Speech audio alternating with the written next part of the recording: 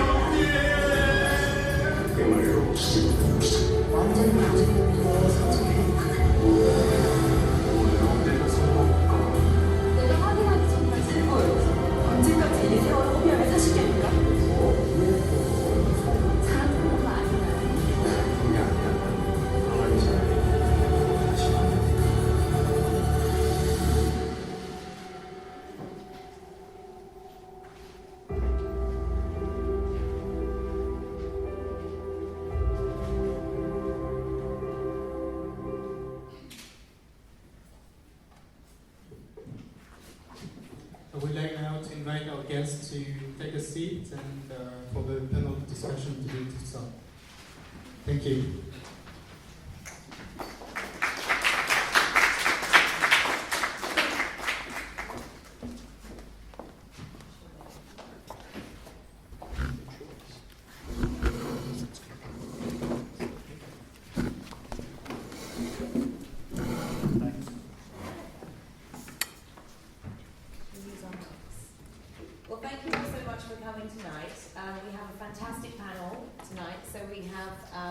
On my left, Marc, am I pronouncing your name correctly? Yes, fantastic. Now Marc is an EP and international format consultant, which is a fabulous title for Lionsgate. Long title. A very long title. So do you want to just introduce yourself and talk a bit about what your specific role is within the company? Yeah. 안녕하세요. I work for Lionsgate amongst other studios, but basically I sometimes acquire formats from around the world, from a number of countries, including Korea, but it makes sense. And largely, my company is only interested in the United States for most of those formats, whereas George's company is interested worldwide. So we try to reproduce those formats at times in the United States. Those are both scripted shows, like dramas and comedies, and sometimes unscripted shows, like game shows and quiz shows and The Voice and things like that. But then I also sell our formats at time. So I take American shows. We don't have the kind of formats that Fremantle and Sony and other people have. We produce things like Mad Men and Nurse Jackie and Nashville and Orange is the New Black and Manhattan and the Royals. Not all of those. I would love those shows, by the way. And Weeds and Boss, and not all of those lend themselves easily to reproducing internationally, and some of them are a little too iconic, like Mad Men. But then for a number of studios, for a number of years, I go to a number of countries. I think it's 17 now and counting, and I make shows, sometimes original shows and sometimes format shows in other languages in other countries. So right now I'm doing something in Belgium that's an original, and in the Middle East, in Abu Dhabi, that's also an original, slightly a format, but an original. So in Flemish and in Arabic. I speak neither of those fluently. I barely speak English. So that's what I do. Thank you so much. And then we're very privileged tonight to have Kiho Park, who's been with us during C21 this week, doing lots of panels for us, and as a producer at KBS. So I'm going to hand over to Kiho to talk about what he does within the broadcaster. I'm a producer of Korean broadcast system, and my major department is the unique Korea system daily program, the family drama. So it's very average 100 episodes, or especially I'm in charge of the daily family drama. So nice to meet you. And then just to introduce myself, I work for Fremantle International. We represent a number of production companies around the world. I have about 29 owned production companies producing drama globally, so we're making about 1,500 hours a year. And it's my role both to look after those guys and help move formats from territory to territory, and then look globally for shows that we think could be a fantastic international hit and help get investment to get that to screen. So, what kinds of shows are you producing that we would all know about? Shows that you would know about include things on, we'll just talk drama. Neighbours is actually amazingly one of our biggest hits. And it's interesting because lots of people can look down upon soaps and dailies here, but it's an incredible international revenue earner for us.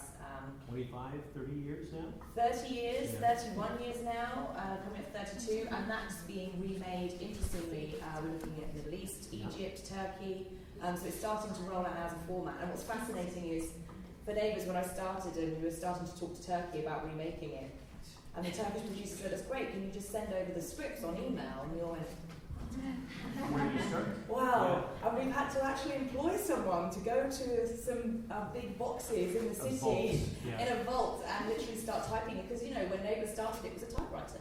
These aren't digitised, you know. So we've had a lot of fun with that format, and seeing Charlene brought to life in Turkey has been fantastic. And you've got one of my favorite shows, but it's a remake of your own show, which is Wentworth Prison. Wentworth is a fantastic show, and for those of you who know it, I would say it's the original Orange is the New Black.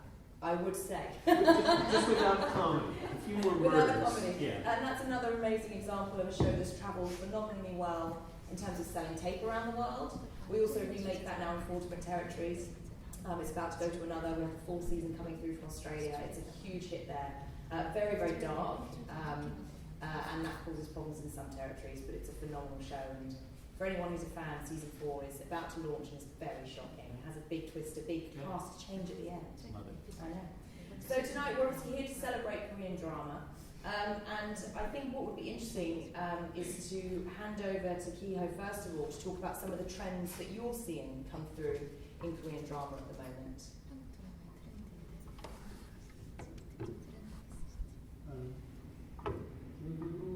한국 드라마에서는 패밀리 데일리 드라마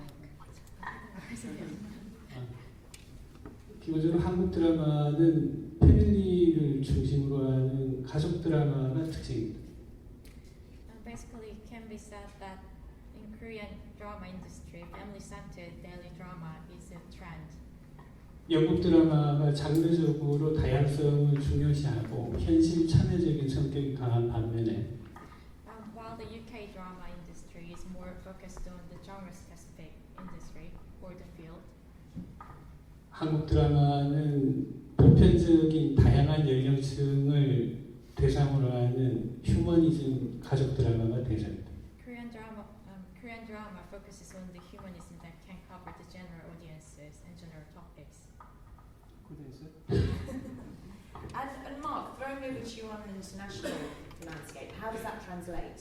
Because you're doing a lot of work in Korea, you've been there. I've been there. I've been fortunate to be a juror for the Seoul Drama Awards a couple times, which brings me back to Seoul and other places, which means I get to see a lot of international drama, but a lot of Korean drama, not just looking at the formats. And things are getting better and better amongst the channels. And I think that's partly influenced by what some of the writers see from the rest of the world. And just like writers everywhere, sometimes they're influenced by that. And yet there's more original creation coming out of Korea. It's a much different system, as we talked about. Usually producing just one season of drama, and that's it, even if it's a success. Not all come back. And doing 16 to 20 episodes, where in America we might do 22 episodes in a season. In the UK we might do 6 to 10. But in America, the US, and many other countries, we want to come back in success. That's how we make money and build the show and build our library. I think you're seeing the production values of Korean shows are as good as you can find anywhere. You've seen the crew's work. It's the complexity of the ideas and getting networks to take more chances and let writers expand their minds. But like anywhere, I think, there's, if you add all the channels together, there's about 110, 120 series being made a year. Is that right? And like anywhere, I find maybe 10 of them very interesting to me, potentially, both professionally and maybe even for work or personally. It's a pretty good average. 사실 스피드 하면은 한국이라고 하는데 드라마 제작 환경에서도 그런 일들이 있는 것에 좀 한편으로는 좀 이런 UK의 제작 환경과 비교하면은 좀 얘기하기가 어렵기도 합니다. Korean production industry and its environment is more focused on the street, which is quite different than from the UK's situation. 저 같은 경우 일주일에 150분 정도 분량의 원고 스크립트 작업을 하고 일주일에 그거를 다 제작을 합니다. So, on an average, we do the 150 minutes of the script per week, and we also do the productions and editings on that as well per week.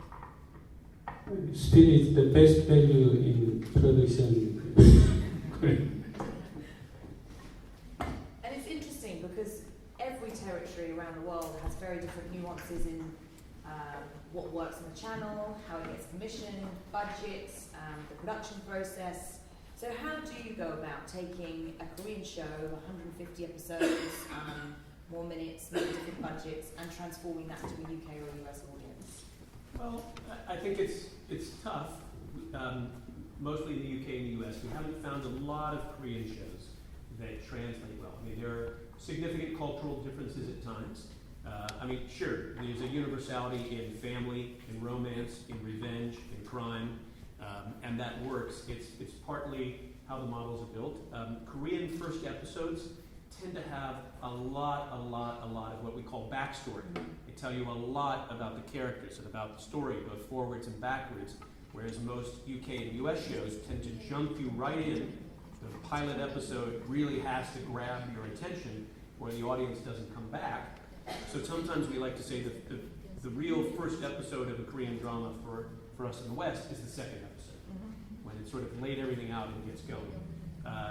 But then there are cultural differences, both in the storytelling, but also culturally speaking, that don't translate as well. But if you've been coming to Brice's club, thank you for organizing. You've seen, as we just saw, there's some great dramas in there. Good Doctor, which just happens to be a KBS show, but okay, is one of my favorites. That's something that works universally.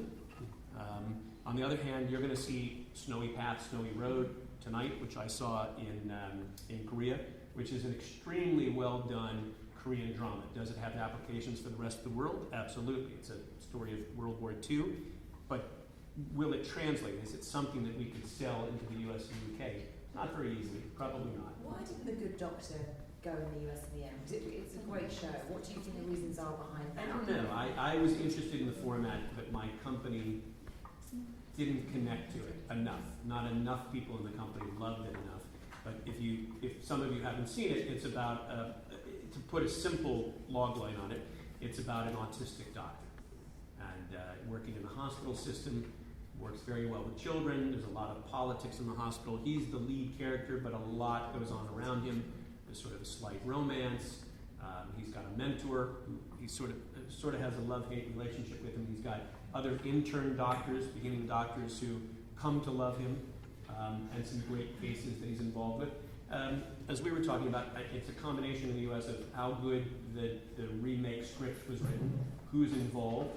They happened to sell one of the major American networks, but they had many other new dramas in development and other hospital dramas, and they chose a different hospital drama. So it's sometimes it's just the luck of the draw.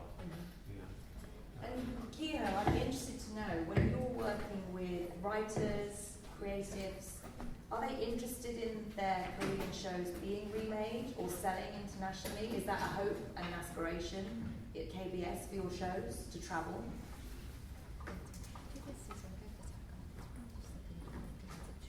We get funnier in the next hour, I promise you. Absolutely. 우리 한국은 아까 전에도 말씀드렸지만 제작하는 데 있어서 굉장한 스피드를 가지고 있고. As mentioned earlier, Korean drama production has a feature of the great speed. And 에너제틱하게 다양성도 지금 굉장히 넓어지고 있습니다. And energetically, the diversity of Korean drama industry is also increasing as well. 그래서 이런 영국에서도 기회가 닿아서 이렇게 리메이크나 그 스크립 형식 포맷 스크립이 메이드가 된다면은 우리 한국 드라마가 가지고 있는 특징이 대중들한테 재미있게 잘 다가갈 수 있을 거라고 기대하고 있습니다. So if we happen to have an opportunity to have Korean drama get remade or our format exported to UK industry, I think the Korean drama's features will be also enjoyed by the UK audiences broadly as well. I think it's interesting at the moment, and we can't have a television panel without mentioning Netflix and Amazon and these guys at the moment. Because for us, they are both a fantastic opportunity and sometimes a threat. And at Fremantle at the moment, because we work in a global community, it's interesting, we kind of say, you know, really the doors have opened globally. So we've just taken out a German drama, which is the first ever drama to be sold to Sundance in America, premiered fantastically well there. And what's fascinating when we're showing our Turkish dramas, our dramas from Finland, wherever they are, audiences don't ever say to us, oh, that's in German. That's it. They don't even notice. Audiences just love a fantastic story. So when you're out looking for shows and scouting for new shows, do you think firstly commercially, or do you think firstly about the story? And what is it in a story, particularly when it comes to Korean drama, that you're looking for? Well, by the way, that series she's talking about is Deutschland 83, which you will see here, which is a great show. Yeah. If we're looking to remake something, there's two factors. Uniqueness, because there's lots of cop shows, and there's lots of medical shows, and every country can make a cop show and a medical show and a family show and a romance show. It has to be something slightly unique, something slightly different. Everything builds upon what's come before, but something twisted. And then we need a universality. And if there's a downfall in some Korean dramas, different than American and British and French, is that the market for most Korean dramas is Asia, is Japan, China, Taiwan, Malaysia, to some degree the Mideast, selling Korean dramas into the Middle East dubbed, and Eastern Europe, but that's the market. Whereas US and UK shows, the writers, one way or another, are forced to think, how do I make this universal? Yes, it's got to work for my native audience, French, German, American, but it's got to be exported, because that's how the company that's financing is going to make money. So how do I make this as universal as possible? So we look for a universality. We can always adapt and change things, and some of the shows you saw highlighted can be adapted fairly well. The question is, are they unique enough? Are British writers writing cool enough cop shows that we don't need just another female cop show? There has to be some greater hook to it. Deutschland 83 had that. The Office had it at the time. Ugly Betty has it and had it. Things like that. Even The Tunnel, The Bridge, if you've seen that Swedish show. It's very interesting. Before we came out, we were discussing, the three of us, how you keep a creative control over your original production. And it's something that we discuss constantly. You never want to damage your original show when you're remaking it in another territory. It's hugely important to protect the original production and keep its values at the very core. And sometimes formats do lose out and they go to another territory, and the very essence that made that show so wonderful in its home territory is lost, and it ends up failing. Yeah. And it's a really interesting conversation about ownership, about control. And Kiho, actually, I'm going to come back to you. It's interesting. We're talking a lot about Korean drama coming into the UK, into the US, but in Korea, you did Mice, and that's a very interesting idea. So that was an Israeli format, if I'm right, that you picked up and has been remade in Korea. So it's not just Korean drama exporting, it's you looking around the globe like we all are at great stories and how to adapt them for your audience. And why was that show interesting? What stood out about that show for the audience, do you think? The Mice was the Israeli works of it was the double agent between Arab and Israel. So in Korean version, between North Korea and South Korea, main heroine is an actress. She was the North Korea agent, but lived normally as South Korean housewife. But her only son is the Secret Service agent of South Korea.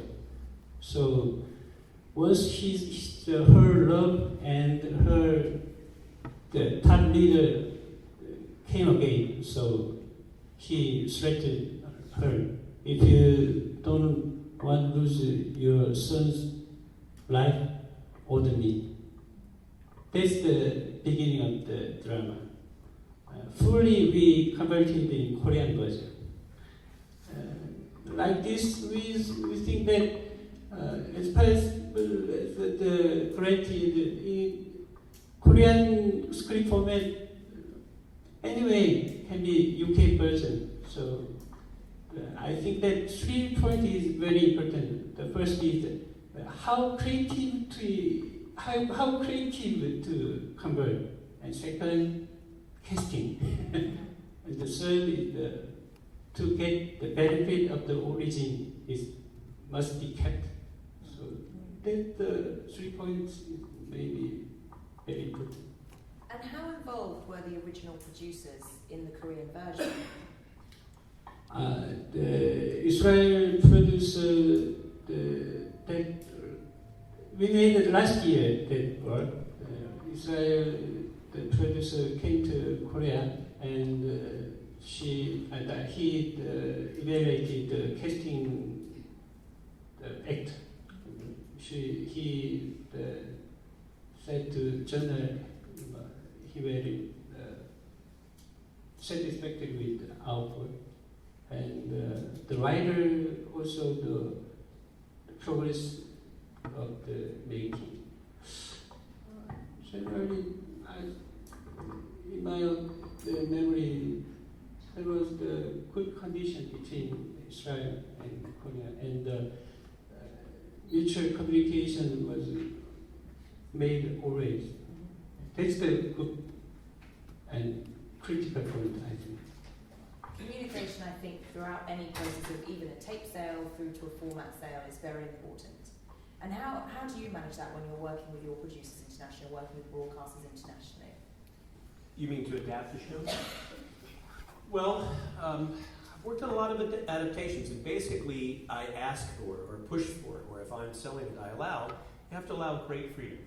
You know, whether if you all know The Office, and you know Ugly Betty, which was called Betty the Ugly. It was a Colombian show with horrible production values, but the heart of the story, of sort of a butterfly story, really worked and resonated internationally.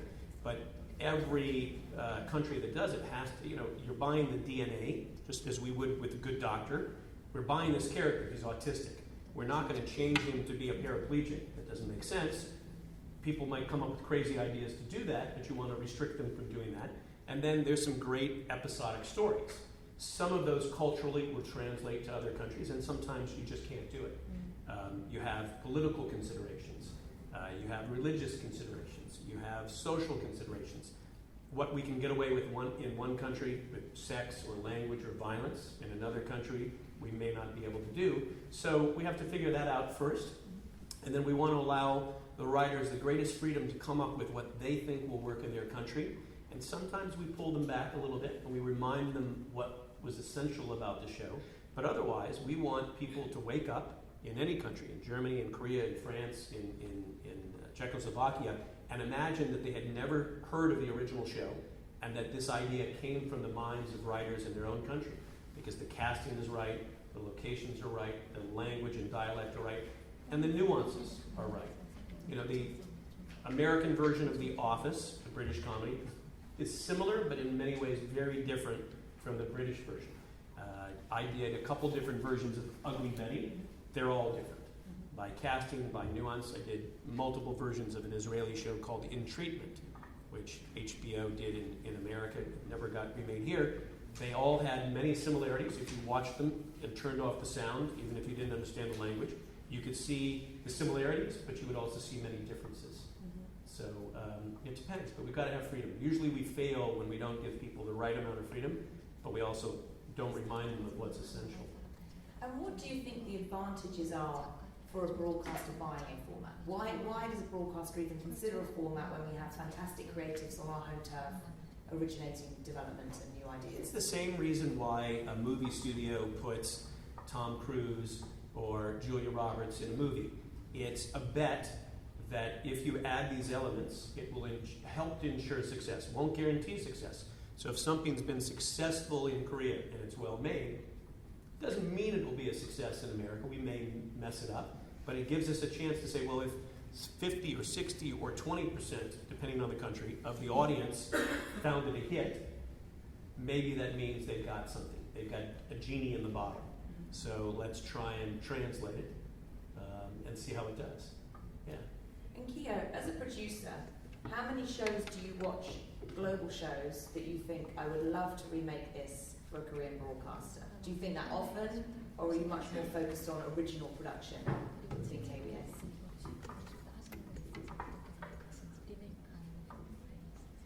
저는 영국 드라마를 좋아합니다. Basically, I love UK drama. 최근에 제가 제목은 기억 못하지만 나이든 두 분의 동성 연애자가 나오는 드라마부터 해서. Recently, I watched a drama, but I did not remember the title. There were two old guys from the same sexuality and who were in love. I think it was a movie, perhaps, with Alfred Molina. It was a drama. A drama, but yeah. It was a movie. Yeah. And, TV movie, but yes. 영국 드라마가 가지고 있는 다양성과 사회 문제에 대한 주제 의식은 굉장히 재밌게 생각을 하고 있고. I think it's really impressive and interesting that UK drama has the diversity and social criticism in it. 한국적인 스크립트 포맷의 변형이 제대로만 된다면 아주 빅샷이 될 수 있지 않을까 생각합니다. And if it is converted to Korean script rightly, then I think it's going to be a big hit in Korean market as well. You could do that story in Korea of two older men in No. I didn't think so. For example. And it's very interesting. We were talking earlier about where Korean drama sells around the world and its original version, and which audiences are watching that. And it's quite fascinating because obviously in Korea, a lot of your shows are going online straight away. In the UK and the US, we're very protective over our shows. If they go online, we make people pay for them. We want to keep control as much as possible so we can exploit them in other areas. So that's also a challenge, I think. And we were talking about the challenges of where Korean drama has been exposed and the issues of piracy, and that's damaging as well when we go to looking at what shows we could recreate around the globe. That's not just true of Korea. There must be many territories, Marc, that you deal in particular, where there is big piracy problems, where those shows have been exposed globally, and how that affects your choice in what you were looking to acquire. Yeah. Piracy is a huge problem for all of us, record business, film business, television business. I was in Shanghai at the TV and Film Festival in June, and you can walk into, and there are not many of them left because you can get it online, but DVD stores that have beautiful DVD stores.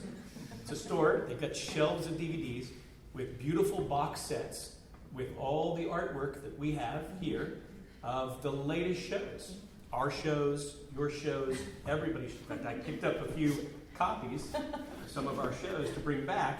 These are all illegal copies, but that's a problem. But just like in Korea, many of the dramas go up on not just one or two, tens of sites immediately after the show premieres. And then, you have an advantage here. I assume many of you came to Korean drama who aren't native Korean speakers by watching Viki or Drama Fever.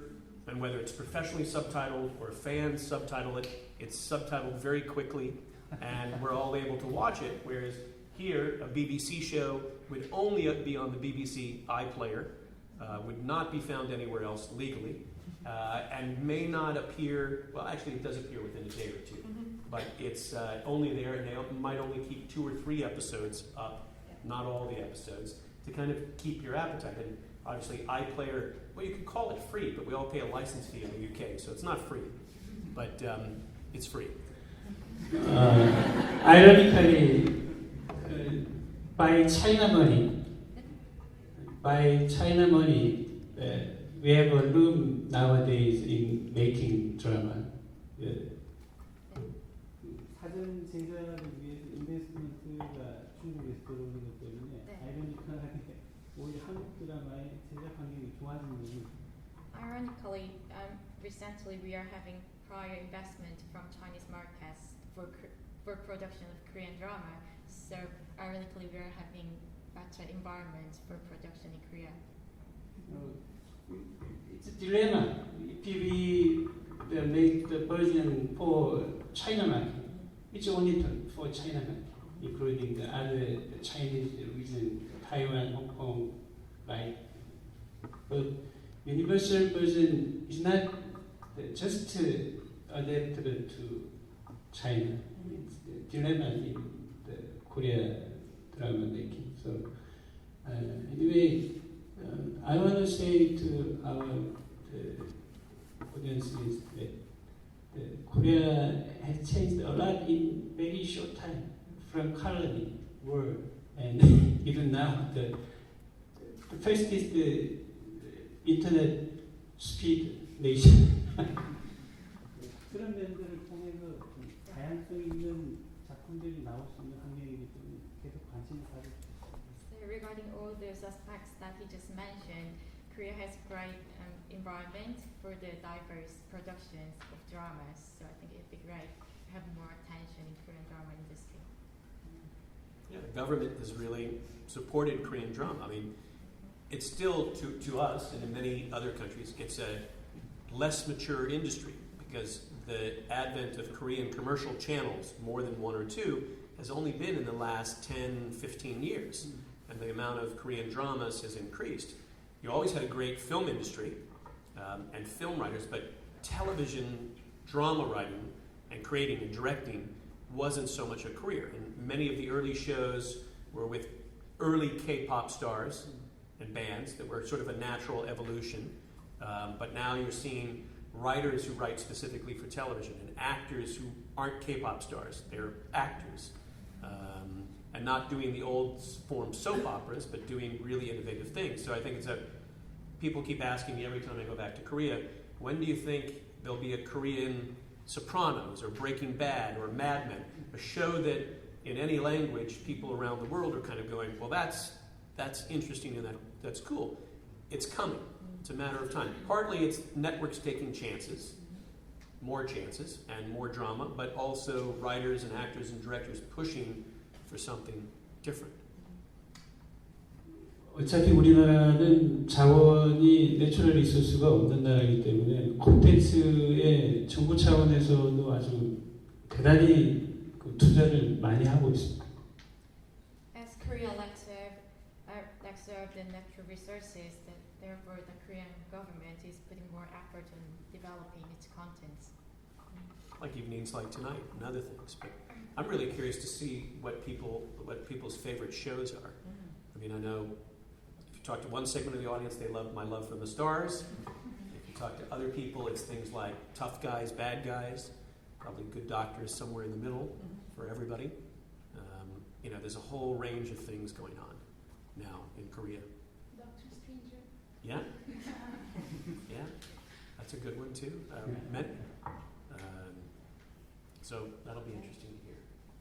And before we go on to the audience, I'm hogging, I'm sorry, but it's quite fascinating.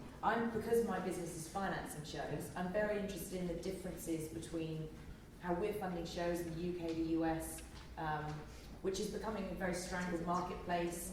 The broadcasters no longer fully fund shows. We have to co-produce to fund things. We have to access tax incentives, location incentives, soft monies to fund the shows because they're becoming increasingly expensive. How does that work in Korea? How are you funding your shows currently? 아까 전에도 말씀드렸지만 사실상 지금 차이나만이 많이 들어오고 있습니다. As mentioned earlier, recently China money is coming to Korean market rapidly. In case of KBS, there is 50% of the money we provide by our own, and another 50% mainly from China.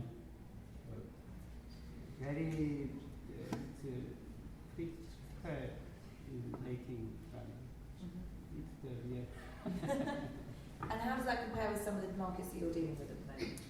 Well, except for the U.S., which is a huge market in terms of numbers of channels, Korea is much like many other countries, has 4 or 5 channels, key free-to-air channels, MBC, KBS, who am I leaving out? SBS, then what I call kind of cable, CJ, JTBC Drama House.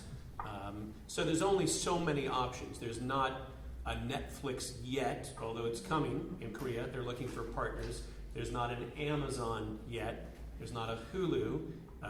There may be an Alibaba very soon, probably more so than Netflix. There's Alibaba coming in, but there'll be more platforms. So there's only a certain number of places to sell, and the financing is largely coming purely from the channels, who often are owning the shows, even though independent producers might be putting them together and making the majority of your money from 5 or 6 countries in the Pan-Asian region, and obviously trying to export formats and export other things. But that's where the money comes from. But then there will be those, out of 120, 130 Korean dramas, 10 that are really unique for an international marketplace, and 1 or 2 that will travel into more than 10 or 15 countries. Maybe not the 185 countries that Doctor Who or Sherlock sell into, because they sell everywhere, or some of the biggest American shows that you like Lost and other things that sell in virtually every country in the world, except North Korea, Afghanistan, Iran, Cuba until recently. I'm trying to think of all the countries we can't sell to. You know, we did a format, a MasterChef format to Afghanistan. Yeah, It was quite interesting. I Okay. tell you, quite interesting. I'm waiting for the North Korean version. Yeah, that's quite a way off. Or the Iranian version. But it's coming. There aren't many countries we can't sell into, but I think that's the future for Korean drama. And there'll be greater money, perhaps, which might get more film actors to do television. There's already clearly a mix of some Chinese stars into Korean dramas, and Taiwanese stars, and maybe even some Japanese stars. as I saw. I mean, from our perspective, I do think the market is opening up, and as an industry, we've talked about and liaised with and been very passionate about Korean drama for a long time. I mean, I started with the BBC, gosh, when I was there 10 years ago, and we were dealing with KBS, and we were interested in how you worked, how we worked, what the differences were, and we participate in the Seoul Drama Awards, which are such a prestigious award for any of our producers around the world to be considered for. It's like the Oscars. It's an amazing, amazing privilege. And it's a lot of fun. It's a lot of fun, and it's such a huge thing to be part of. And I do think audiences and broadcasters are now catching up. And you know, we've heard this week that ITV, Channel 4, they're looking at Korean formats. But my question is, let's look into the future. How long until we see a Korean drama on a British channel? On a British channel, smaller channel. Smaller, yeah. BBC 4 or one of the Sky drama channels, or maybe even UK TV or Amazon, in the next 2 to 3 years. That's pretty soon. I think it's coming. Yeah, you see around the world, you see the evolution of different countries' businesses. You know, where the UK and the US are very mature and profit-driven businesses. Not that Korea isn't, but how things evolve.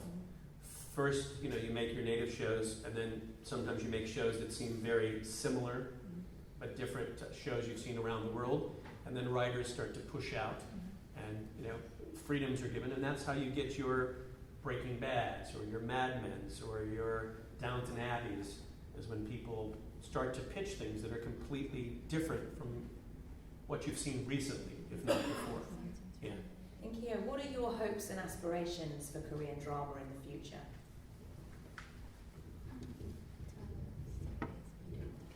물론 말씀하신 것처럼 전 세계에 수출될 수 있는 작품을 만들면은 좋겠다는 바람은 있습니다. 하지만 I have a hope, as mentioned earlier, that it could be really grateful to have Korean dramas exported internationally around the world. 하지만 한국적인 밸류가 사라지지 않고 그 한국적인 가족 지상주의와 그리고 휴머니즘이 살아있는 그런 한국적인 밸류가 전달되는 드라마가 UK 그리고 다른 여러 곳에서도 좀 오리지널이 상영이 되든지 리메이크가 상영이 됐으면 하는 바람이 있습니다. However, I wish that without losing any Korean specific values such as family-centered values or humanisms, as you mentioned earlier, I hope it'd be great to import such values together, although it's either original or either in formats. Fantastic. I'm going to throw over to the audience now, because I'm sure lots of you have questions for these two fantastic gentlemen. And you too. Yes, I'm going to go. I understand completely your business and financial model you have to work on, but can I sort of produce a sort of counter lobby to the desire for universality? I mean, quite honestly, I enjoy watching a television program and saying, "Oh, this is different." I enjoy watching Inspector Montalbano. I enjoy the Scandinavian drama. I enjoy the French. So it's a plea basically to say that don't lose your values. What I want to see is Korean, because it's the mysterious others that always attracted me about Korean drama. And so if you're going to have a breakthrough, I'd like to see a breakthrough on your values with your way of doing things. And I don't want to see any more flattening or globalization, just taking the edge off all these things. Thank you very much.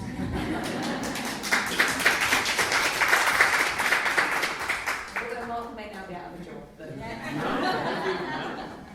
I'll get to make Korean dramas in Korea. Marc, I was just wondering whether you look also at building a series from the ground up, and if you do, what the risk-reward is between, I guess, transforming that TV ugly and just like doing their own. At a certain point, the processes are exactly the same. Cameras, actors, post-production, hassles, a lot of emails. The thing that I'm doing in the Middle East right now is ongoing, so the emails never stop. The process is only different when we begin the writing process. Normally when I do things from the ground up, writers come in, they have ideas, they might have a treatment, they might have a book, or it's a play or a sequel to a movie, or it's just out of their mind and they've put some ideas down on the paper, but now we have to build it. When we take a format, we have the basis, we have a blueprint. Now, that house was built in Korea, now we're going to build that house in the UK. So it's going to have different specs, but we've got a blueprint. Whereas otherwise, the writer and I and the other writers and producers and the network, we're creating that blueprint for the first time. So you can look at it sometimes as a bonus and sometimes not.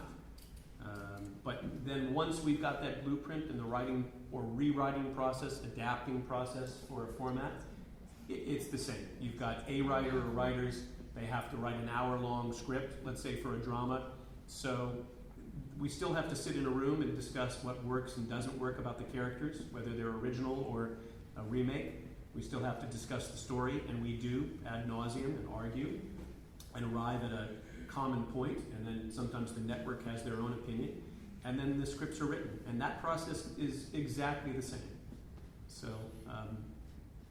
the licensing fees that you have to pay before or after? yeah, but we look at those just as if you had to go out and buy a book, or a play, or a life story, or a sequel or spin-off to a movie. You have those costs, whereas otherwise if it was an original idea, then you're just beginning with the writer's costs. So it's slightly different, but we can build it into the business model unless somebody's asking for too much money. And sometimes that's the case, and we have to say, okay, we love the remake, but we can't afford to do it. And in some countries, the UK, the US, there are unions of writers who demand a certain amount.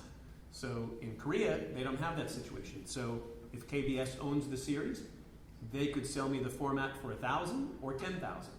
Whereas UK and US driven series, the writers are going to automatically get a certain percentage of the money. So if you can't get a certain amount, it doesn't make business sense. So sometimes we have to not take deals because the companies tell you that it just isn't worth the time, the energy. Yes. Actually, in the UK, the major TV channels, the most of the drama is televised in the major channel as very limited. So maybe most of them come from US or Australia.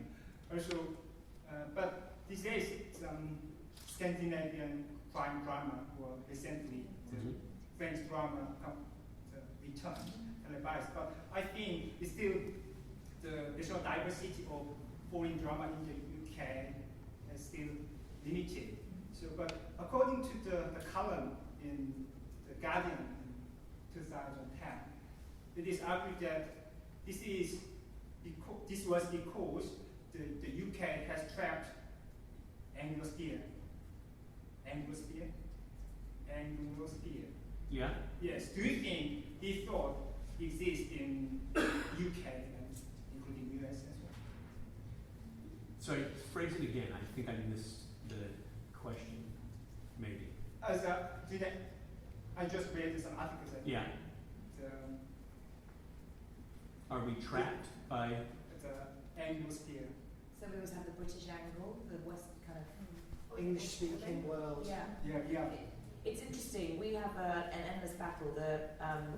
We're governed quite a lot, and people don't realise we have very little freedom. A lot of broadcasters have European quotas, so they physically have to buy certain things from certain territories, which is why it's Australian drama, which is another amazing territory which hasn't really travelled that widely either, is very limited because people, if they're going to take for their small quota outside of European content, they will choose to take American rather than Australian. So sadly, I do think quotas and regulations affect all of us, and I think we'd all love to see more on television and be able to sell more But of it's originating changing. process. The things that you're seeing from Korea, you would never see before this invention called the internet. It just would never happen. The only way you would have seen it if somebody, we used to have huge tapes, and we had smaller tapes, then we had DVDs. If somebody brought it to you from Korea, and it probably wasn't subtitled, but now instantaneously, at least for Korean dramas, within a few days, you can see it subtitled into multiple languages on things like Viki and drama, Spanish, French, English, and you can watch it within days of your relatives or friends in Korea having seen it. So you don't have to wait for somebody to say, oh, I saw this really cool series, or you don't have to get on an airplane, if you fly Korean Air, you might see some cool Korean series, but you got to get on an airplane to see that. So now you have this great freedom.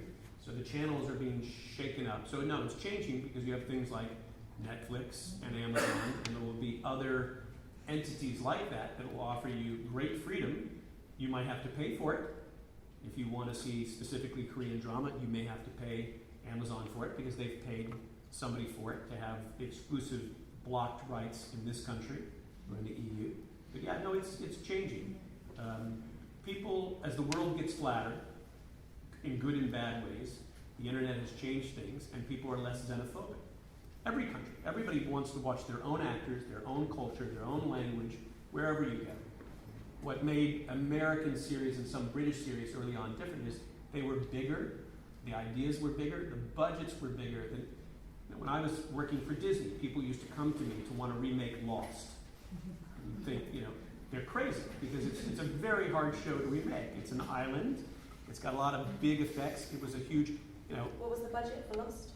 Back then, well, the pilot, if you remember the pilot movie, the beginning movie, was about $12 million US, which most other countries could never, ever touch. And the series became about $5 million an episode.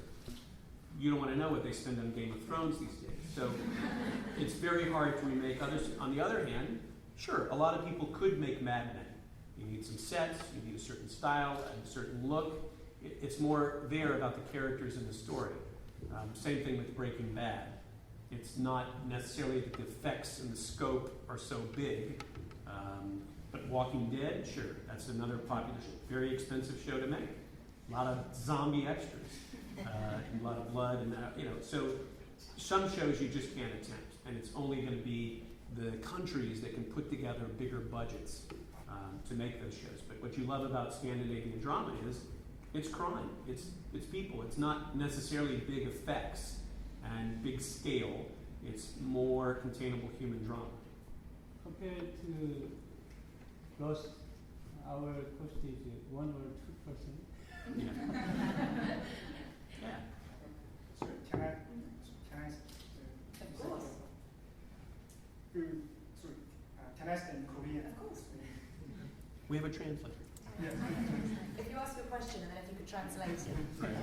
한국의 미디어학자가 2000년대 초반에 연구 논문에서 발표한 바에 의하면 한국 드라마의 특히 이제 서유럽의 진출 자체는 불가능에 가깝다라고 얘기를 했어요.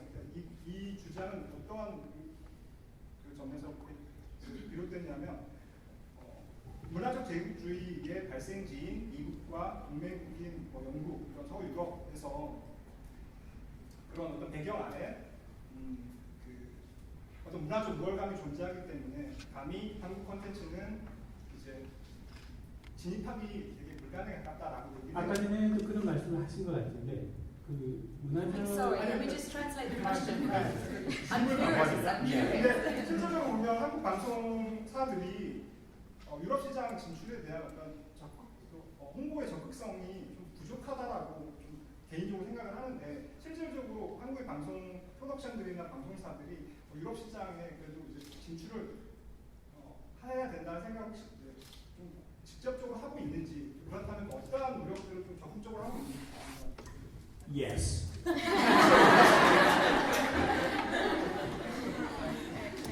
So firstly, according to one of the dissertations the Korean media scholar wrote, he mentioned that entering the Western European media market is almost impossible for Korean drama or Korean media industry because this is the territory of the origin of cultural colonialism, where they have cultural superiority than comparing to other cultures. Actually, therefore, with those backgrounds and also with the lack of active attitude of Korean media industry and media, Korean broadcasting companies, I was wondering whether they are having any attempt or putting efforts to enter the Western European countries or any Western culture media industry.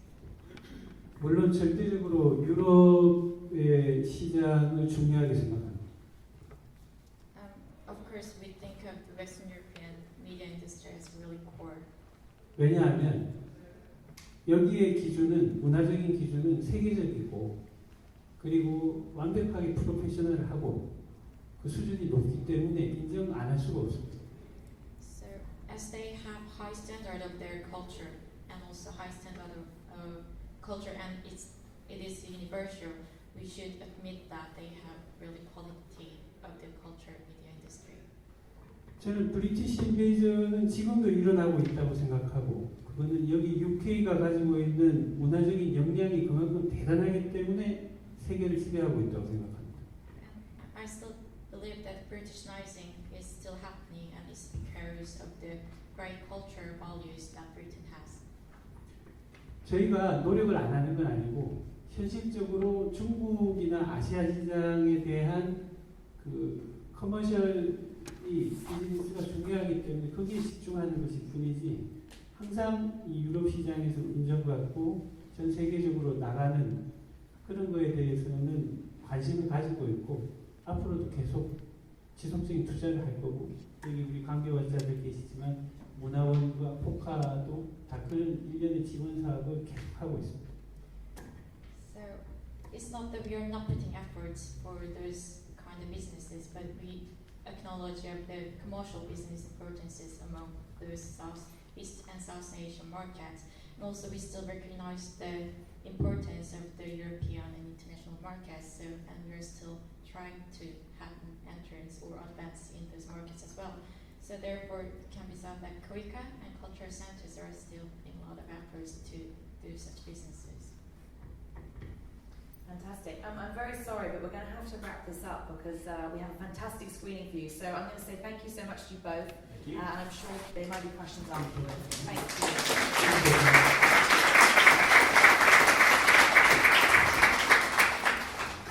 So I'm really pleased to say that we now have an absolute treat, which is the award-winning Snowy Road. And that this year has been nominated for the Seoul Drama Awards and has also won the Prix Italia.